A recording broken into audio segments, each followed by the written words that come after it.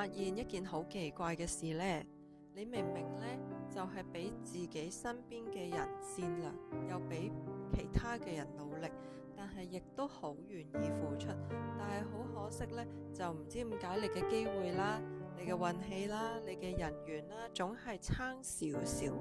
咁好多人呢都覺得呢，自己好似我都仲係未夠好啊，同仲未太優秀，所以先至會有呢樣嘢。其實真正卡住你嘅人生嘅問題，唔係你嘅能力，係長期你都係自我貶低咗自己，而且都有一個習慣係令自己低頻。咁我呢，就想話俾你聽，其實你每一日都係一個無形中咁樣打壓緊自己。其實件事根本就係你未做之前，你已經預設咗自己係會失敗，而且做完呢個事之後，你只會睇到自己嘅缺點，而完全呢唔肯定自己。咁根本件事都未去到嗰一刻，你已經浪費咗好多你嘅思想啦，同埋你嘅精神啦，喺覺得自己做唔好呢件事。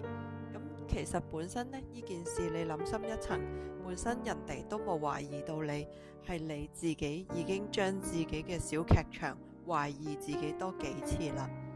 咁其實呢一個呢內在自我嘅攻擊呢，係會慢慢咁樣呢，令到你嘅氣場呢越嚟越沉，而且越嚟越封閉。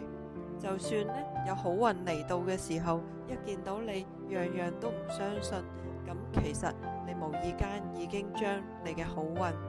已經喺度慢慢咁樣推走咗佢。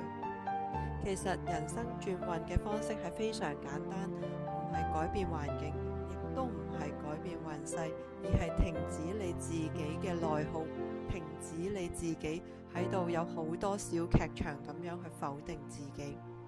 當你開始變得溫柔、接納自己同埋肯定自己，識得欣賞自己嘅時候，你就會發現你嘅狀態啦、你嘅人緣啦、你嘅機遇啦，都會呢一啲一啲咁樣變順噶啦。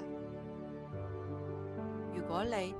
成日都覺得不知不覺間就會陷入懷疑自己嘅話，咁你就要留意我下一條片啦。下一條影片我會教你用最快修復自我價值嘅方法，同埋穩住自己身體嘅頻率嘅方法，同埋自己心入邊頻率嘅方法。咁記得要追蹤我嘅頻道，咁大家一齊慢慢變好啦。多謝大家。